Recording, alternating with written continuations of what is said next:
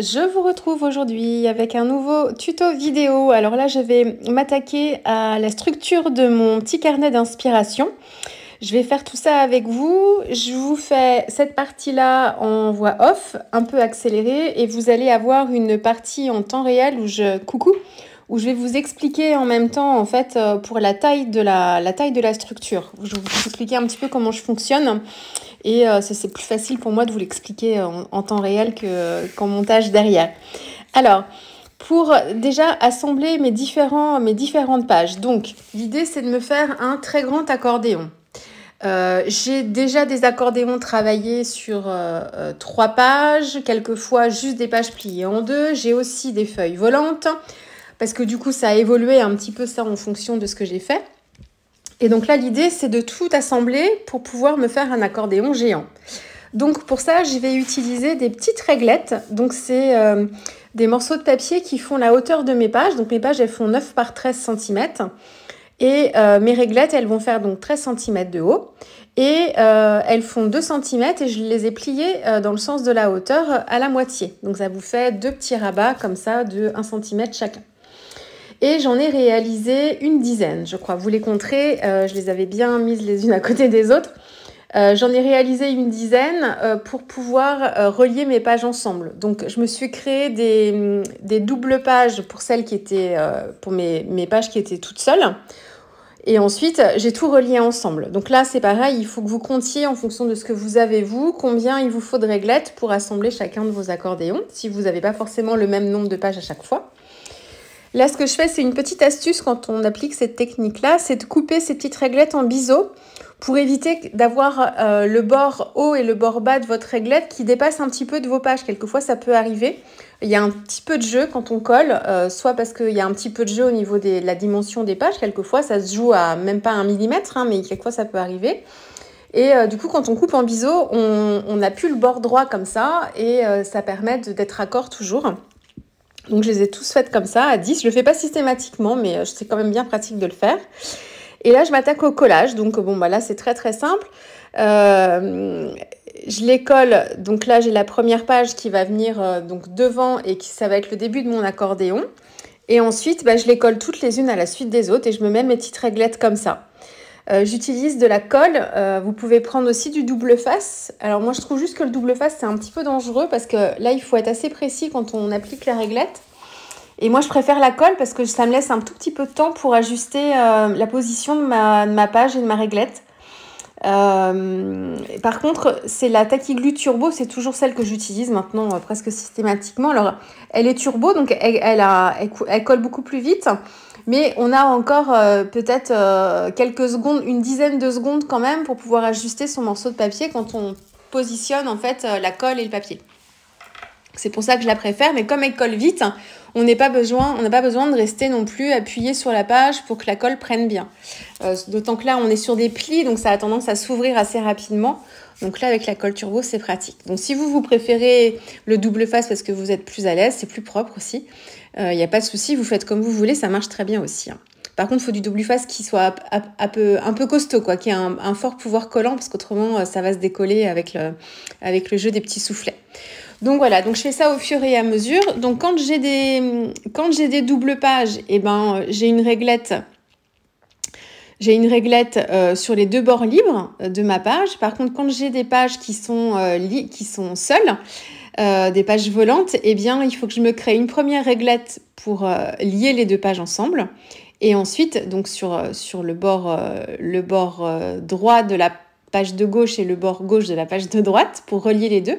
Et ensuite, après, ça fonctionne exactement pareil. Je vous ai pas tout filmé, je vous ai laissé une partie non filmée parce que vous allez voir que c'est comme ça tout du long.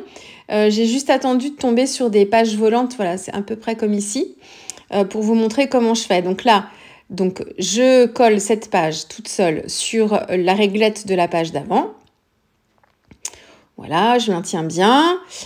Toujours un petit essuie-tout à portée de main propre pour essuyer les traces de colle parce qu'on s'en met partout et ça a tendance à salir un peu les pages aussi, à force, même si on a les mains propres. Et là, je mets la réglette. Alors là, d'ailleurs, elle est pas, le pli est pas dans le bon sens. Je vais le replier dans l'autre sens. Je mets la réglette pour pouvoir y mettre la page qui va venir juste à droite. Et là, je me rends compte, je dis mince, Annelise, qu'est-ce que t'as fait? Hop, voilà. Là, on est sur les montagnes et les vallées. Vous savez, les plis montagnes et les plis vallées. Je crois que c'est comme ça qu'on dit. Donc là, on est sur un pli vallée. En fait, c'est un creux et il faut que je mette ma page de droite à l'intérieur. Voilà, je vérifie que je suis pas trop proche du pli pour que la page puisse bien se plier, enfin qu'elle puisse bien se plier l'une sur l'autre. Si je suis trop proche, en fait, je laisse pas assez d'espace avec l'épaisseur de mes papiers. C'est du papier aquarelle en plus, donc du 300 grammes, c'est assez épais. Donc je vérifie juste ça. Et puis voilà, donc là, ça m'a permis de lier ensemble ces deux pages qui étaient toutes seules. Et puis ensuite, on continue. Un petit trait de colle, ma petite réglette. Et puis voilà, là c'est la dernière page. Je pense qu'on va passer bientôt au temps réel. Je vois ça arriver là. Et là, je vous montre ce que ça donne du haut. Donc voilà, donc ça me fait un très très grand accordéon. Et toutes mes pages sont reliées les unes avec les autres. Et vous voyez derrière, en fait, les petites... Alors, est-ce que vous les voyez, les petites réglettes? Pas forcément. Et là, je vous le mesure aussi parce que vous m'avez beaucoup demandé combien faisaient mes pages. Alors, elles font 9 par 13 cm. Et après, là, juste tout de suite, je vais vous expliquer en temps réel comment je fais le montage de ma structure. Je vais vous reprendre ici en temps réel parce que je vais vous expliquer les petites choses au fur et à mesure. Donc là, vous avez vu juste avant la partie assemblage de mes pages. Donc même les pages qui étaient toutes seules, elles ont été reliées avec un petit système de réglettes. Alors forcément, l'arrière est pas super beau. Si vous voulez que ce soit très joli, il faut que vous doubliez chacune de vous. Alors soit vous refaites un travail d'art journal derrière sur des feuilles volantes et vous venez les coller, ou alors vous remettez du papier plus fin derrière pour que ce soit plus propre et plus joli. C'est possible aussi. Moi, je vais pas le faire ici parce que je m'en fiche un petit peu, mais si vous voulez que ce soit plus beau derrière. Donc voilà, donc l'assemblage est fait et vous voyez que le petit accordéon, en fait, au fur et à mesure, surtout que là, j'en ai quand même pas mal de pages, vous avez un petit décalage qui se crée au fur et à mesure. Alors, vous pouvez très bien réussir à pas en avoir du tout si vous êtes super précise, si... Voilà, moi, c'est pas mon cas. J'essaye de faire au mieux, mais voilà, quelquefois, il y a toujours un petit jeu quand même. Alors, là, il est pas énorme. Donc, c'est pour ça que je voulais vous prendre en temps réel ici, c'est pour vous montrer. Je vais pas tant vous parler des mesures, parce qu'en fait, c'est en fonction de l'album que vous avez, de la taille des pages, mais aussi de ce que ça donne à la fin que vous l'avez assemblé. Et ça, vous n'aurez pas forcément la même chose que moi. Alors, l'album, là, déjà, je vous le redis, les pages, elles font, hop là, elles font approximativement 9 cm par, j'ai dit quoi, par à peine 13. Voilà. Et quand je vais faire en fait, ma structure, ça c'est mon carton pour vous montrer, je vous parler de ça après, il va vous falloir en fait, je vais faire une structure de cartonnage très classique en mini-album, hein. Il me faut donc 2 morceaux de carton gris pour la couverture avant et puis pour la couverture arrière, et puis un autre morceau ici pour faire ma tranche. Donc les 2 morceaux de carton gris, comment j'ai fait pour savoir les tailles? Eh bien, hop. J'ai pris mon carton, hop, et je place ça comme ça. Donc, j'essaye d'avoir un petit peu de jeu ici. Et ensuite, comme j'ai un décalage en fait lié à mon accordéon, avec le cumul de pages, je peux pas me dire c'est 9 cm, et je laisse, mettons, 0,5 de chaque côté. Donc, ça me fait un morceau de carton à 10 cm. Alors, on va y venir aux 10 cm, mais si vous voulez être sûr... Moi, c'est comme ça que je fais, donc je mesure pas vraiment, en fait. Je fais ça comme ça. Je prends, en fait, la pointe de mon crayon ici, complètement contre le bord.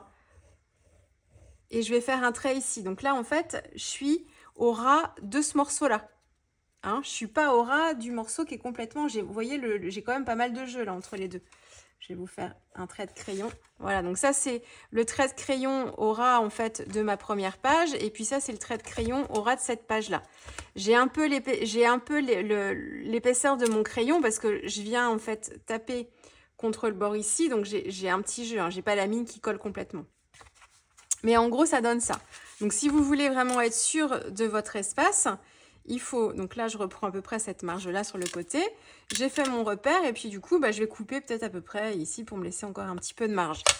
Donc ici, hop, ma règle. Si je prends en fait ma règle, ça me fait à peu près 10 et demi.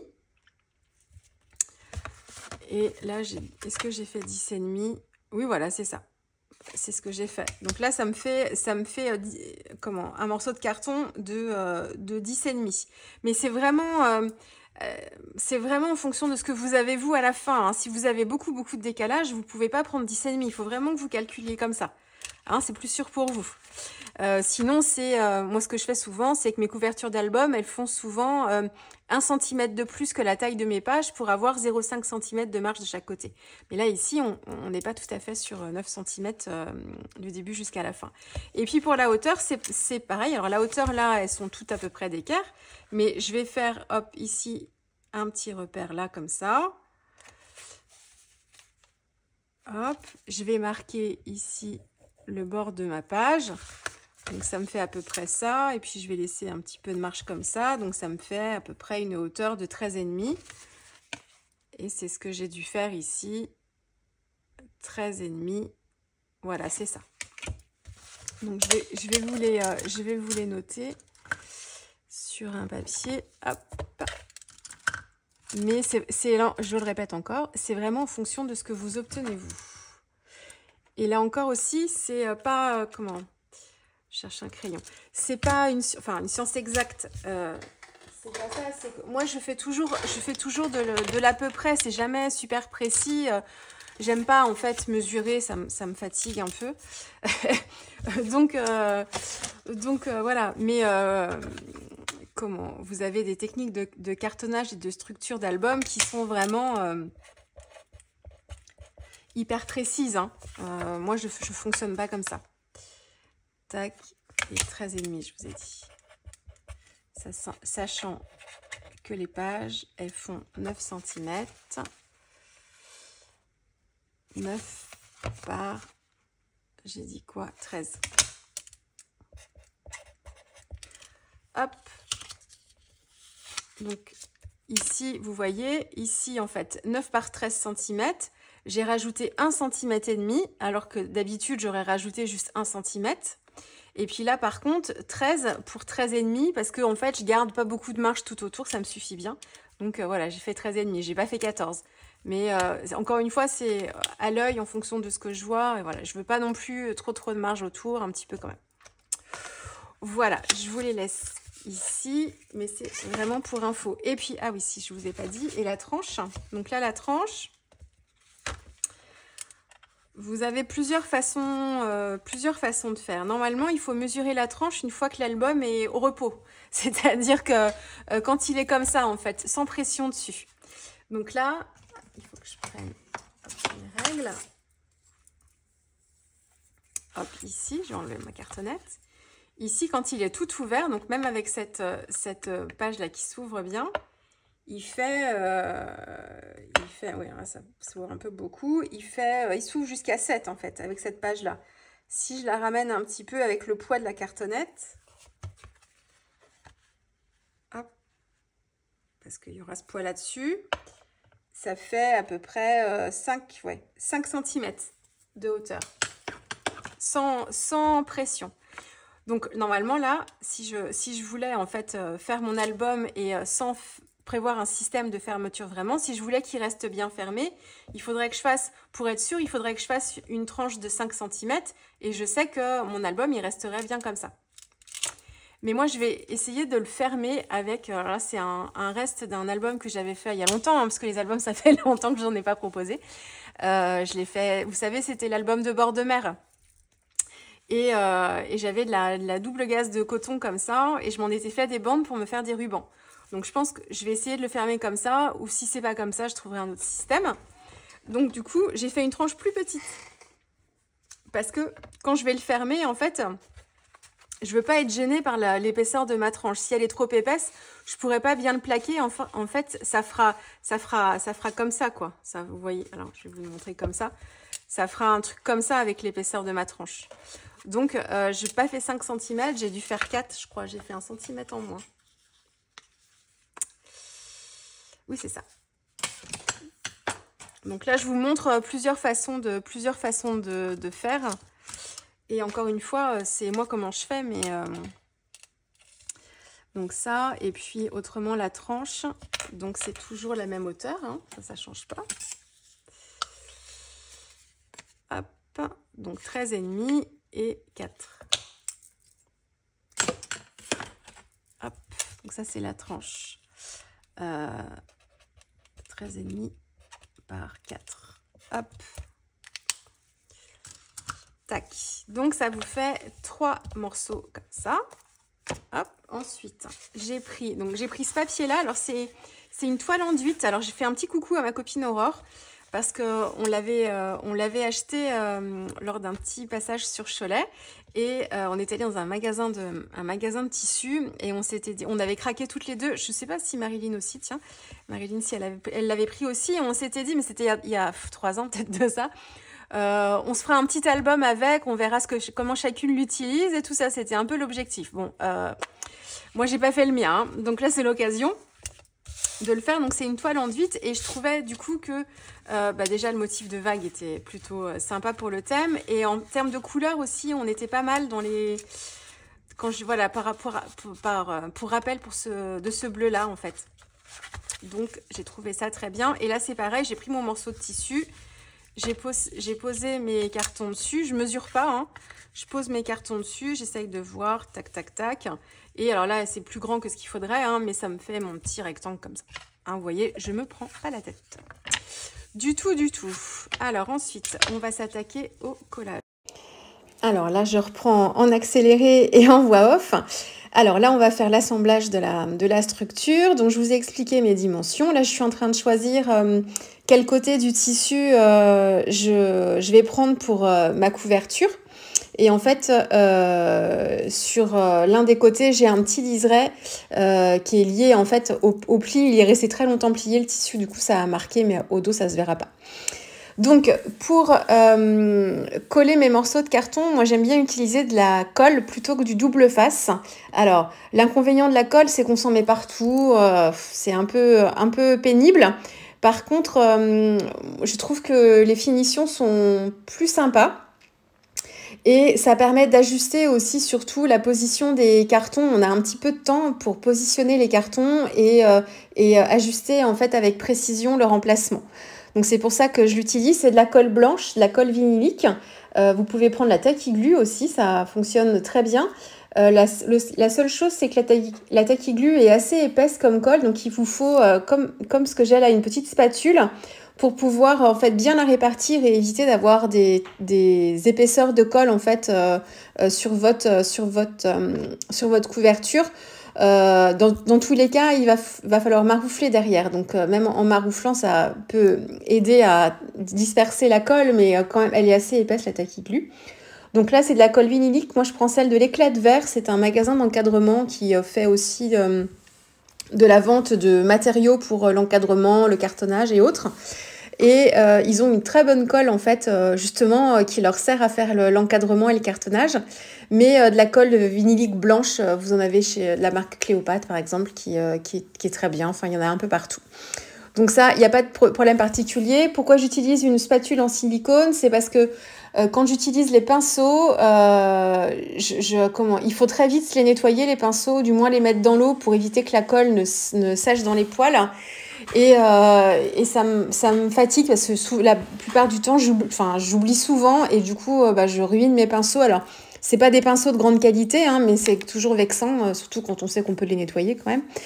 Donc voilà, souvent ils finissent les poils dans l'eau et le bois complètement éclaté parce que l'eau est rentrée dans le bois. C'est ce que je vous dis, surtout les pinceaux aquarelles, ne faites jamais ça, vous allez ruiner vos pinceaux, hein. Ce serait dommage parce que quand on voit quand même le prix d'un pinceau, même en poil synthétique.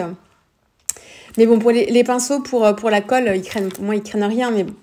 Donc la petite spatule et ça me permet de répartir. Alors je trouve ça moins pratique parce que c'est moins agréable, mais du coup c'est plus propre parce que ça se nettoie plus facilement. Donc j'ai encollé, donc j'y vais par étapes, j'encolle mon premier carton. Ensuite je retourne, je maroufle bien. J'ai un outil de chez We Are Memory Keepers qui est très pratique. Il y a 2 tailles, vous avez la grande taille que j'ai là et une plus petite taille que j'ai aussi. Je préfère largement la grande taille parce qu'on a plus de pression. Et je la trouve beaucoup plus agréable à travailler. C'est pas indispensable, vous pouvez prendre un plioir par exemple et vous venez maroufler comme ça, hein, donc pas de souci. Donc premier carton gris, je laisse l'épaisseur de la tranche l'épaisseur d'un carton entre le premier morceau et ma tranche. Et même travail, hein, je maroufle bien. Et la même chose pour le dernier morceau de carton, je laisse l'épaisseur du carton entre les deux morceaux. Et je colle mon dernier morceau, je maroufle bien. L'épaisseur que vous laissez entre vos couvertures et la tranche. On dit souvent qu'il faut laisser l'épaisseur du carton qu'on utilise. Moi, dans la plupart du temps, je laisse beaucoup plus parce que quand j'utilise du papier, ce qui n'est pas le cas ici, enfin pour l'intérieur si, mais quand j'utilise du papier, en fait, le papier prend beaucoup d'épaisseur et l'épaisseur de la tranche du carton ne suffit pas pour moi. Donc, je laisse toujours un petit peu plus. Ici, je suis sur une toile relativement fine et très très souple. Donc, je ne vais pas ajouter beaucoup d'épaisseur. Et là, l'épaisseur du carton m'a suffi. Mais en règle générale, je laisse un petit peu plus quand même. Donc, voilà pour ça. Et ensuite, je suis venue rabattre les bords. Donc là, rien de spécial. On rabat les bords opposés pour avoir une meilleure finition au niveau des angles. C'est plus joli. Et puis, on met bien de la colle aussi sur la tranche du carton quand vous faites vos rabats. Et le plioir aussi, on passe bien le long de la tranche pour bien plaquer le papier où il y a le tissu, pour que tout soit bien nickel et que ce soit bien ajusté. Voilà, là je vous montre la fin. Non, je vais pas vous montrer l'intérieur ici. Ça fera l'objet d'une vidéo qui est déjà tournée, là, que je vous mettrai peut-être demain quand vous aurez celle-ci. Voilà, je vais revenir avec vous sur l'album plus en détail sur l'intérieur. Donc là, je vous montre juste un petit peu ce que ça donnait en termes de structure. Le petit ruban, ça c'est pareil, je vais vous l'expliquer. Et à l'intérieur, mon papier, c'est du papier aquarelle de faible grammage, doit faire 200 grammes. Ou 250 grammes au pire, un papier vraiment cellulose bas de gamme qui me sert souvent à mater mes cartes. Et là, je m'en suis servi pour recouvrir l'intérieur de l'album. Là, pareil, je mesure pas, je fais à l'œil encore une fois pour me laisser une petite marge tout autour. Donc, je vous donnerai pas les dimensions puisque voilà, ça fait à peu près la taille de l'album tout ouvert. Et je vous expliquerai dans la vidéo d'après où je vous fais une petite revue de l'intérieur comment je l'ai fermé aussi. Voilà, je vous laisse avec la dernière photo et puis du coup, on se retrouve demain pour la dernière vidéo de ce petit carnet d'inspiration, de cette petite série. Alors à demain, au revoir.